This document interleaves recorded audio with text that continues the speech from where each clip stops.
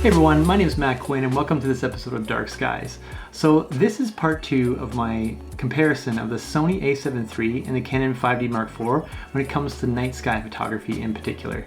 You know, in the first part of the series I headed north to the Bruce Peninsula, some of the darkest skies I have around me, to put these two cameras to the test.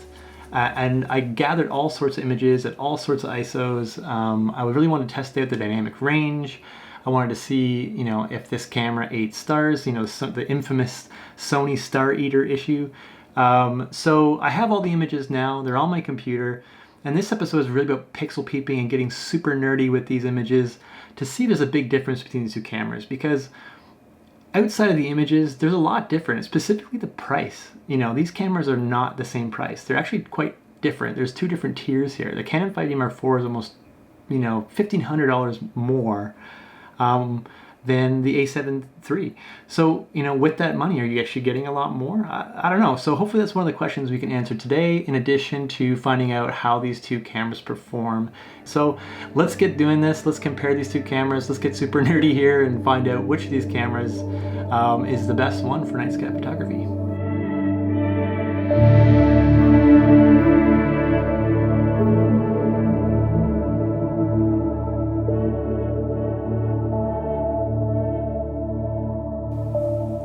Okay, so in this first test, I wanted to check out the dynamic range. And for this, I went for the classic situation where you have a really bright sky and a foreground, you know, that's super dark. And this is what happens here, is that you're obviously exposing for the sky here, and the result is that your foreground's really, really dark. And the idea here to test the dynamic range is just to see how much I could bring back these shadows here.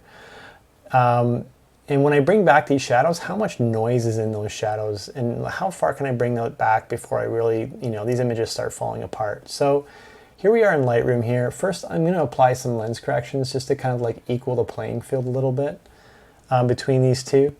And then first, I'm going to be bringing up the exposure to about +2.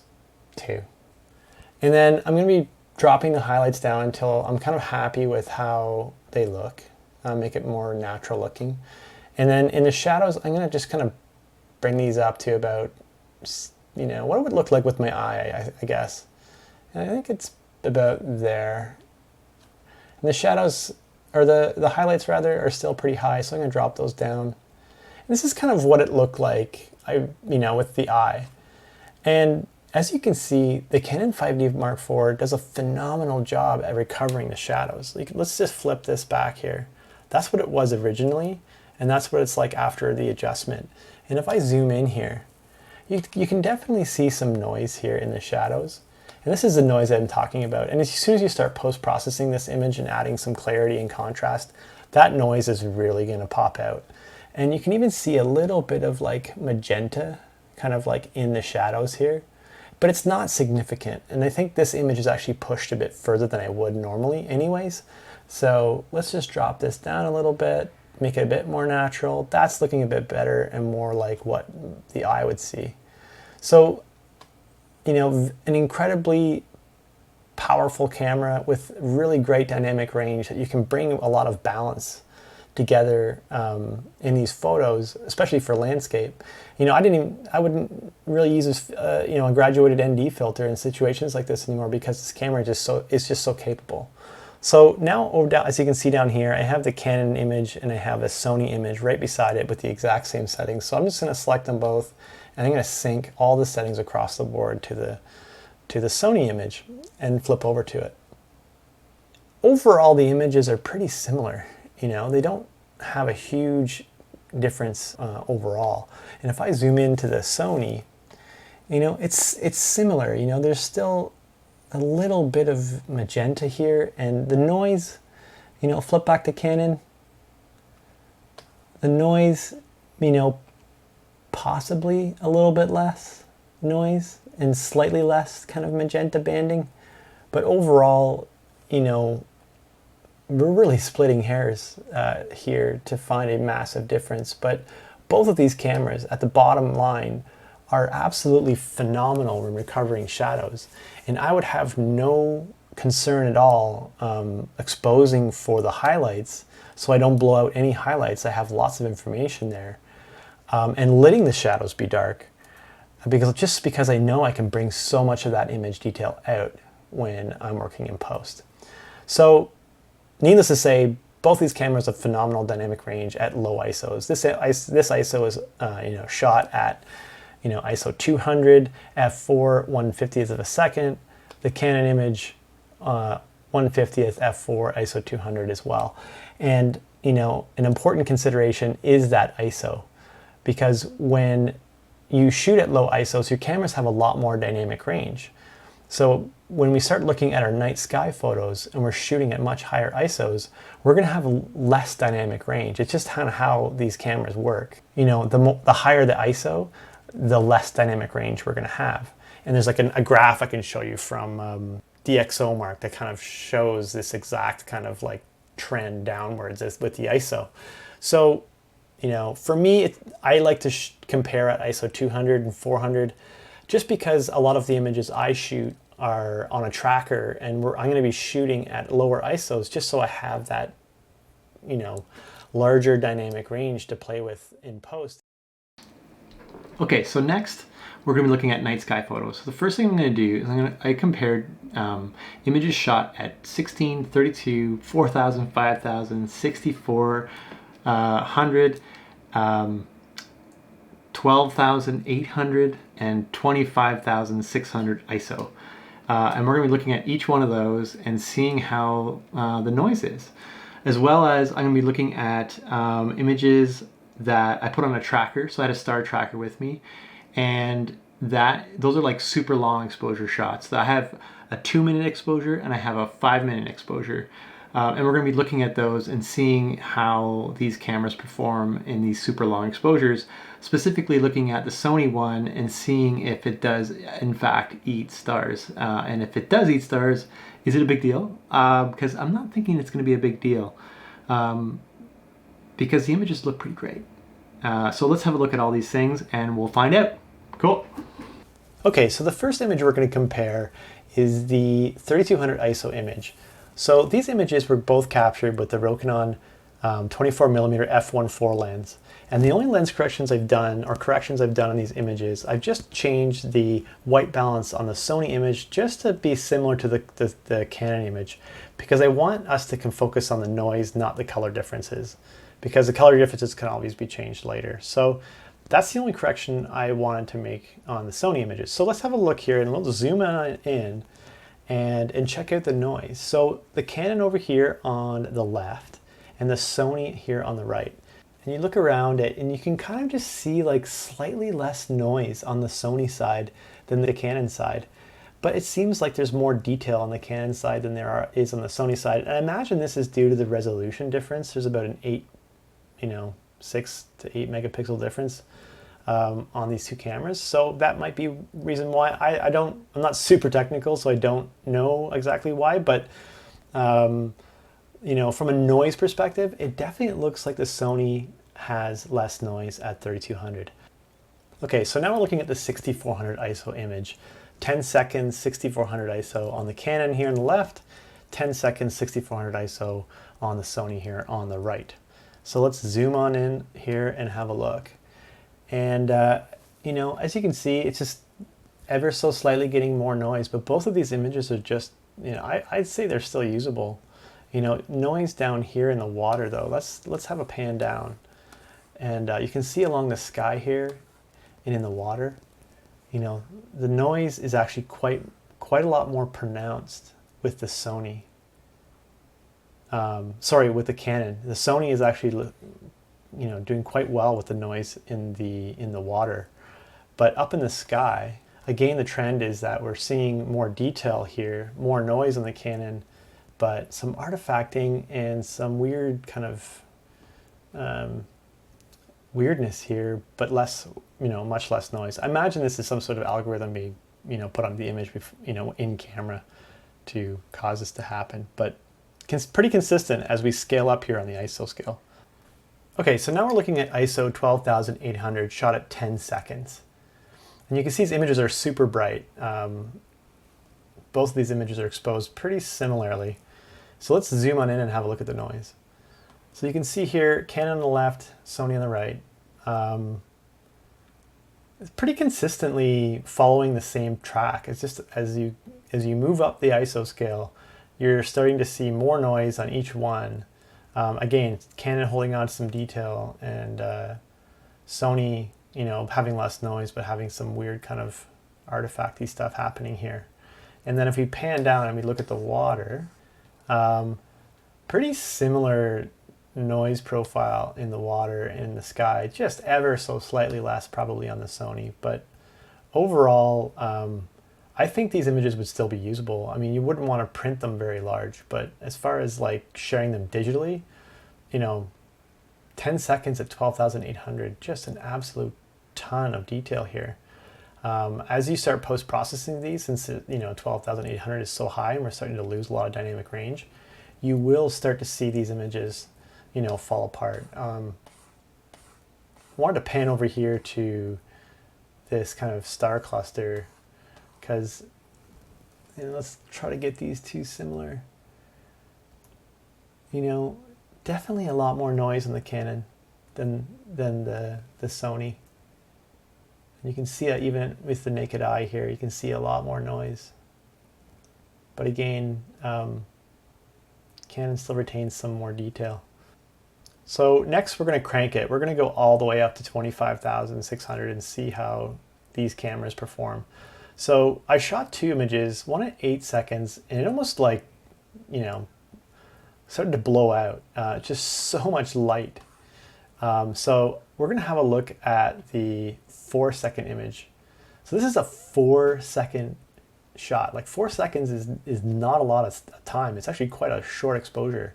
But you just get an absolute ton of detail with both of these cameras. And, as far as a noise standpoint, yeah, they're not, they're pretty noisy, but not like obscenely all that different. Let's see if I can align these up here. So here's the sky here, and here's the Sony, here's the Canon.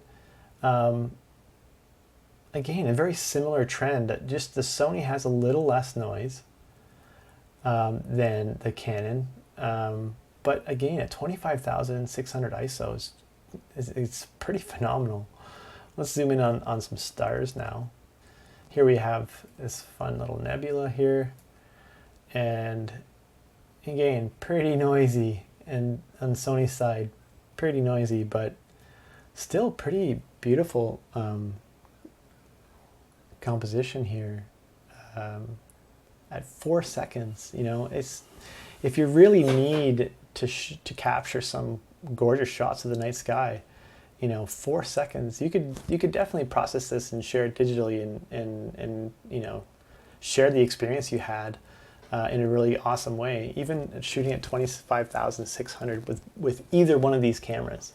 Obviously the Sony is handling the noise, I would say, well, even quite a lot better now when you look at them. Like over here, there's some banding and stuff happening, and some oddities you can see up here that the Sony just doesn't have.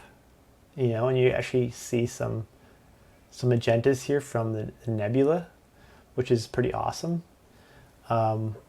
So, at 25,600 ISO, I would actually say that Sony's actually way more usable than the Canon. The Canon is starting to fall apart. So, even down here in the water, you can see the Sony is retaining a lot more here. So, yeah, I guess after 12,000 ISO, I started to give the nod towards Sony, even though all the way up this scale here, from 3,200 to 12,000 to 64 and so on, the trend is pretty consistent in that Sony is less noisy than the Canon. But I mean, if you're gonna do any night sky stuff professionally, you're probably not going to push it too far past 3,200 if you want to print these in any kind of meaningful way. And at 3,200, I mean, it's pretty close. So my original estimation is that we'd be splitting hairs with these cameras, and I think that's still the case, except in these extreme circumstances where you're shooting at ISOs of 25,600. Okay, so I just finished up the ISO comparison, and you know, like I thought, we really are splitting hairs here with these cameras. You know, the Canon and the Sony are both phenomenal cameras for night sky photography. You know, if you really want to push it and have that 25,600 ISO, you know, it looks like Sony's probably going to pull away. But if you want the resolution and the detail, the Canon really kind of has a little bit of a lean, a little bit of a win. So for me, if I was going to shoot these, you know, to be prints or to do professionally, I would probably stick with my Canon just for that extra detail. And I'm not going to be shooting at extreme ISOs. So take that, I guess, with a, you know, with a certain perspective. If you want to print these, you know, you're going to have to shoot at lower ISOs, and when you're shooting at lower ISOs, the Canon's giving you more detail and more megapixels, so you're going to have a better print. But the Sony's giving you marginally less noise at those ISOs. So for me, again, it's so close. If you only had one camera, then you know either one of these would do amazing. But if you want to have, you know, the absolute best, then I'm still leaning towards the Canon 5D Mark IV myself, as from a night sky photography perspective, just because of the resolution and the detail. So, all right, so next we are going to look at the super long exposure tracked shots with both these cameras. So we're going to be shooting at ISO 400 on the Canon and ISO 400 on the Sony. And again, this is because, you know, when you shoot at these low ISOs, your camera has a lot more dynamic range. And I love shooting these track shots because we can get really long exposures and shoot at low ISOs and get just an insane amount of detail on these images. And obviously the consequence is that you need to take two photos. You need to take a photo of the sky with the tracker on, and you need to take a photo of the foreground landscape with the tracker off, and then merge them in post, which can be quite a lot of work. But if you want to put that work in, the images you're going to get are just so much better. So that's what we're going to do next. We're going to look at these long exposure shots, just check out the detail and the ISO and the dynamic range, but also looking at the Sony and comparing them from, you know, looking at the details to see if the Sony camera still eats stars. And I guess the idea here is that the Sony cameras have been notoriously kind of panned from astrophotographers for eating stars, and that they have an algorithm that will kind of minimize or shrink the stars at extremely long exposures, like minutes, 2 minutes, 3 minutes, 4 minutes, so on. So we're going to have a look and see if that's actually a big deal or not. I know a lot of astrophotographers have sworn off Sony because of this reason, but you know, for me, I'll give you my point of view and let you know what I think. And if I think it's a big factor from a, you know, mostly wide angle night sky photographer stuff. So let's have a look. Let's jump on in. I've done you know, two sets here. The first set is at 120 seconds, and the second set is going to be at 300 seconds or 5 minutes. And we just want to see how these cameras handle shooting really long exposures. You can see here on the Canon side, it's not as sharp as the Sony. The Sony's a bit sharper, but the Canon seems to have more detail. You can see here around this nebula, you can see this kind of bluish, and there's more color detail around here, which again is more natural versus the Sony, which again doesn't have as much detail here. And down in the clouds here, you can kind of see some nice natural looking stars. Things look okay. Sony, on the other hand, has kind of like these orangey stars a little bit, and this could be some of the star eater stuff that people are really complaining about. And you know, when you zoom in and pixel peep like this and get super nerdy with these images, and nerdy I mean in a completely awesome and good way, that, you know, there is some weirdness going on here with these stars versus, say, the Canon, which is really super clean. But when you back out and you look at it from, you know, a view like this, you know, you're hard pressed to see those details. I'm actually a bit concerned is that when you start printing these images, you're going to start seeing some weird, you know, some of these weird orangey stars and green stars on the Sony side that you just don't see here on the Canon side. And that's obviously a huge factor for me because I print a lot of my work really large. So, 120 seconds, comparing these two, they're both pretty great, but I think I would give the edge to the Canon. I think I would be shooting on the Canon if I was going to do this for a print. If I was just going to shoot and I had to bring one camera with me on a hike or something like that, I would probably bring the Sony because it was smaller, more lightweight. I can do more with it. But if it's pure astro, I would stick with my Canon 5D Mark IV. Okay, so next we're going to look at the 5-minute long exposure, and here it is here. And so 500 minutes, or 500 minutes, 300 seconds, f1.4, ISO 100. So like these images, out of the camera look pretty dark, but there's going to be a lot of range. There's a lot of dynamic range where we can really brighten up these images and see how they perform. So, but first, before I do any kind of work like that, I just want to zoom in and have a look at these two images to see how they're performing. So again, the Sony is a bit sharper, and you start to see more of the similar detail here around this nebula. The Canon, I guess it's probably the low pass filter, or I'm not sure what it's called. There's something on the Canon filter that makes things a bit softer. And I think you can see that difference here. There's some more, a better, sharper image on the Sony side. And it's quite possible there's a bit of a, slight focusing problem. But I don't, within margin of error, I think. I'm not 100% convinced it's a focused issue. I think it's more of this, this filter that the Canon has. But, I mean, the image itself they're both just absolutely amazing. So much detail. We are getting similar orangey stars here on both sides now. You can see the Sony has them, but the Canon has them as well. And is Sony eating stars? It doesn't appear to, at least at ISO 100 at 5 minutes. And I'm gonna go into Photoshop next to test this for sure, but from just an eyeball glance here, these two are really comparable images. And I would be pretty hard pressed to pick one over the other.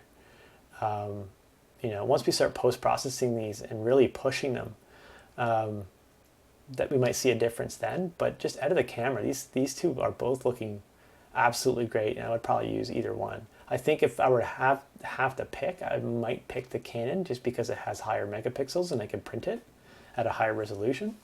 But overall, these images are looking absolutely fantastic. All right, so I'm just going to open these up, edit in, open as layers in Photoshop, and we're going to compare, overlap these on top of each other to see if, in fact, Sony does eat stars, like people have mentioned online quite a lot. The first thing I'm going to do here, the Canon image is a bit larger because obviously it's a different megapixel, so I'm just going to line these up as best as I can with my eye, and I'm going to shrink, interesting little spiral thing happening here, shrink these down so they're similar in size, line up our little nebula there so we can get these right on top of each other as best we can, and then we're going to bump up the opacity.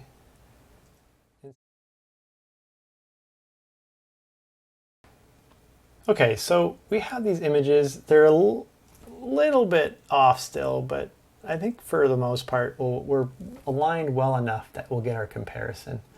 So now when we toggle on and off,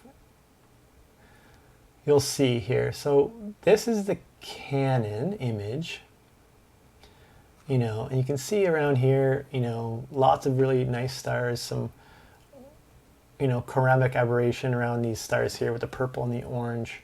We switch to Sony, a little bit of a shift, but again, here's the orange. And a lot of the stars are similar, they're a bit sharper on the Sony but you know, there's some sort of algorithm happening on the Sony here that is making these kind of area here. You can kind of see them down that area. They're just a little less natural looking. There's some weird, you know, thing happening here. Whether it's a deal breaker, I don't personally think it's a deal breaker for me. Now, if I was printing these really large and that effect was being, you know, displayed in my prints, then definitely. But you know, Sony definitely has some algorithm going, whether it be noise reduction algorithm or some sort of, you know, just something happening there to kind of clean up the image. It does affect stars, but for me, I don't think it's a big deal. I actually, a lot of times in my night sky photos, will actually reduce the stars anyways, because it's just after you post-process these, they become so intense that, you know, reduction will actually make them look a little bit more natural. So yeah, does the Sony camera eat stars? It does something to stars. I don't know if it eats them, but it does something to them. I don't know about you, but I'm starving. I gotta eat something because all this talk of eating stars, I'm like, man, what could I could use a cookie. You know what? I could use a cookie. I feel like a cookie and some coffee. That's what I feel like right now. So I'm gonna go grab some cookies and some coffee, and we'll be back. And when I come back, I'm going to post-process these images, these 5-minute long exposure images, and we'll have a look at those post-processing to see, you know, what those images and how those images held up together. So I'll be back with coffee. This is empty. It won't be though. It'll be full. And I'm gonna have some cookies because it's just the right thing to do. So we'll talk to you guys soon.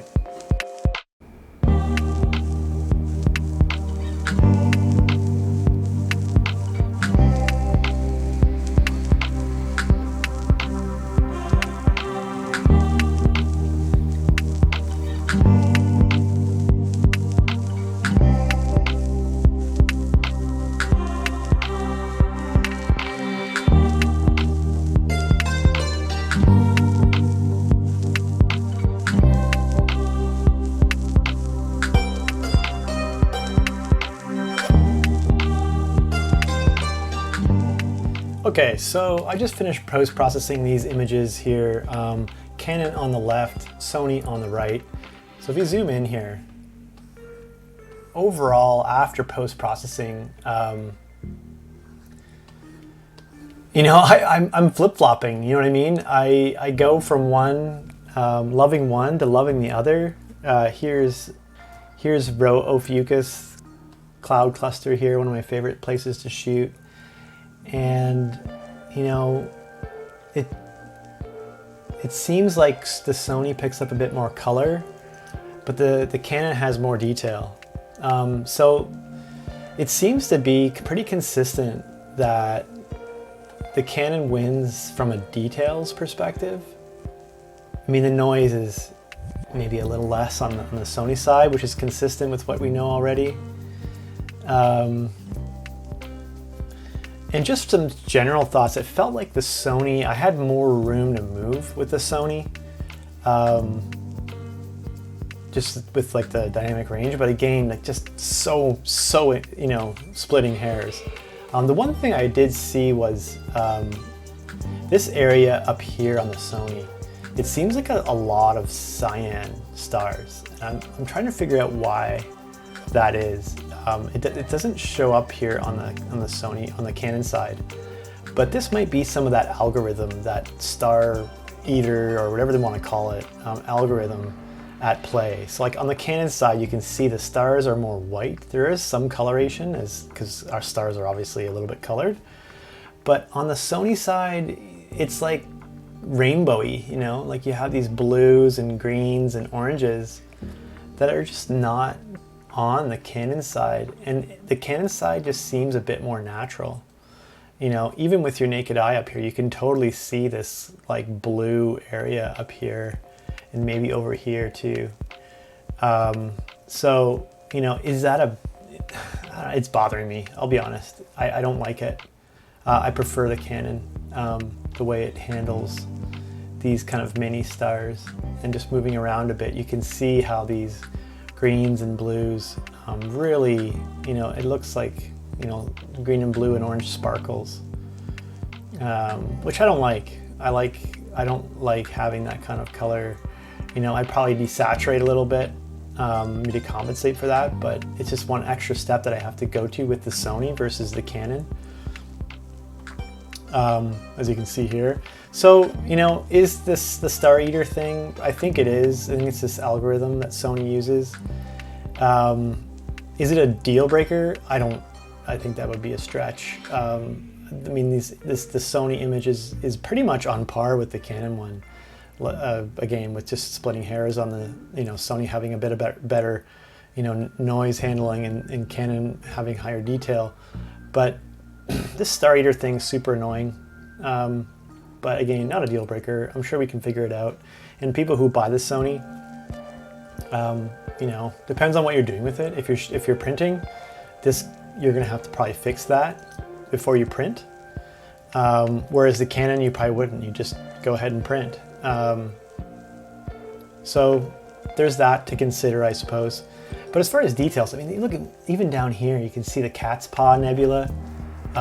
Canon, it's a bit buried here, but the Sony, you can see it pretty clearly. That's pretty neat. Lagoon Nebula. Again, it might be because of the differences in the time. Like, this was taken in, you know, the Sony was taken about 15 minutes before or 10 minutes before the Canon. And at this point the sun was coming up, so you can see the blue. But, you know, overall, these cameras are pretty phenomenal. All right, folks, so that was a lot of information. There's a lot of comparisons there, a lot of different opinions. So now that I've kind of gone through and done all that, do I have any thoughts and feelings on which camera is better? Which camera would you buy? Which camera would I recommend? So in this day, like, almost every camera you buy nowadays, especially full frame cameras, they're going to be phenomenal. Like the Nikon D850, the Canon 5D Mark IV, the Sony A7iii, the Sony A7R III. They're all phenomenal cameras. It's really hard to you know, recommend one over the other because they all perform so exceptionally well, and they have these kind of like little nuances that make one of them a little bit better than the other in their own kind of unique way. So with regards to the Canon 5D Mark IV and the Sony A7iii, you know, what camera do I think is better? For just the images, themselves, I think I would bring out the 5D Mark IV. And the reason for that is I think it has this little bit extra resolution, there's a little bit more detail, it doesn't have as much dynamic range. I will be able to recover more on the Sony, but the Canon is so close that it doesn't really matter. And I think the things that do matter, like resolution and detail and color, you know, those are more important to me. So I'm going to be shooting with my Canon 5D Mark IV in a lot of cases. Now, saying that, you know, will I always bring the 5D Mark IV with me? No, not necessarily, because the Sony A7iii is a lot smaller and it's a lot more versatile. It can do a lot more than my Canon 5D Mark IV can. You know, the Canon 5D can do video, it can do all these certain things, but the Sony has a smaller form factor, it's lighter, I might bring it with me more often because of that. It has the EVF, and it has the screen that I can flip out.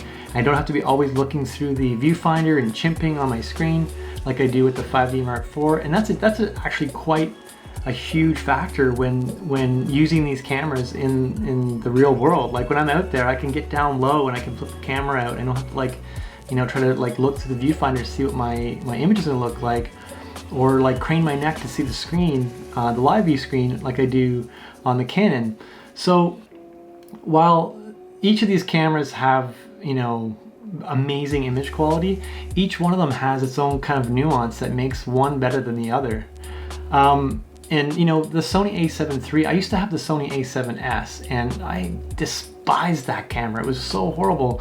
But it's amazing, these little nuances that Sony's done with the A7 III has just made it feel so much better in your hand. It feels like you're using a professional camera. And that sounds funny, but it matters. It really does matter when you're out there. You feel like you're using the right tool. So because of that, you know, the A7 III is quickly becoming one of my favorite cameras. You know, because of this versatility it has. The video on it is absolutely phenomenal, buries the Canon. I can't believe how far behind Canon is in this regard, maybe with the only exception being the autofocus. You know, the Sony has, you know, hunts a lot, as you probably saw in my last video, whereas the Canon, their autofocus is pretty phenomenal. But the video capability on the Sony is just you can't even touch it with the Canon 5D Mark IV, which is pretty crazy. Which brings me to the last point, and probably the most, you know, important one for a lot of people, and that's cost. The 5D is a $4,000 camera. The A7 III is a $2,500 camera. Now, that's a big difference, almost twice the price. And the versatility of the A7 III, the cost, you know, what you're getting with this little camera, it's really hard to say that you should spend that extra $1,500 and buy the Canon 5D Mark IV. So, you know, if I were to tell someone that they wanted to take, you know, landscape photos and night sky photos, you know, they wanted to get full frame, you know, we should be comparing the A7 III with the Canon 6D Mark II. And those cameras are night and day. There's just no comparison. So as far as like comparing costs go, A7 III for the price is such a versatile camera, and it plays in the same league as the 5D Mark IV from an image quality standpoint for night sky photography. So I guess what I'm saying here is, you know, image quality, I would give the edge to the Canon 5D Mark IV, but this is a big but. What camera would I recommend? I would recommend the Sony A7 III, just because of the cost and the versatility. You can do so much more with this camera. It's small, it's compact, it feels great in your hand, it's got a lot of features. It's got so many features. Like I use probably 10% of the features on the camera. So, you know, yeah, that's the conclusion, you know. I think these are both amazing cameras. And for you out there, if you're just trying to decide whether you should spend that extra money, I don't think it's worth it, you know, unless you're really pushing for that extra, you know, extra little percentages, you know, in your images. If you're just absolutely obsessed with a certain look, then yeah, spend the extra money. Get the 5D Mark IV, or the Nikon D850, or the A7R. But if you just want a really great camera, A7 III is untouchable. I think it's just an amazing camera. So that's that. I've been cooped up in my house all day today. It's absolutely, like, I'm probably sweating, but I need to get out of the house. So hopefully, the sky's looking pretty awesome right now. I'm gonna head out and I'm gonna see if I can capture the sunset tonight. You know, I just get antsy when I'm cooped up in the house. So I hope you guys love this video. I hope it was super informative. Please leave some comments below if you felt like I missed something, or if I was just like, I don't know everything about, you know, the technical ins and outs of these cameras, but I tried to be as fair as I possibly could. But if I did miss something, or you want to see something else, leave a comment below. Yeah, I hope you enjoyed this comparison. And if you are out there deciding what cameras to buy, I hope it was helpful for you. Yeah, awesome. So we'll see you guys in the next one. I'm gonna go capture the sunset and finish my coffee. So cheers.